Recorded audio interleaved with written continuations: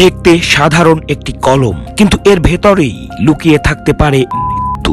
দেশের অপরাধ জগতে নতুন আতঙ্ক, পেন গান। ছোট্ট, গোপনীয়, কিন্তু ভয়ঙ্কর, প্রাণঘাতী। গোয়েন্দা তথ্য বলছে সীমান্ত পেরিয়ে আসছে এই ক্ষুদ্র আগ্নেয়াস্ত্র, দ্রুত ছড়িয়ে পড়ছে অপরাধীদের হাতে।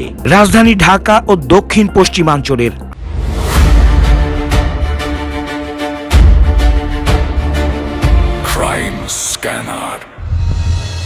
আন্ডারওয়ার্ল্ডে বাড়ছে এর ব্যবহার, বিশেষ করে টার্গেট কিলিংয়ে।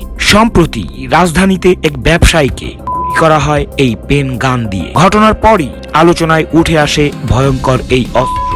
ঘটনায় গ্রেপ্তার 2 সন্ত্রাসী, তাদের কাছ থেকেই প্রথমবার উদ্ধার করা হয় এই অদ্ভুত অস্ত্র।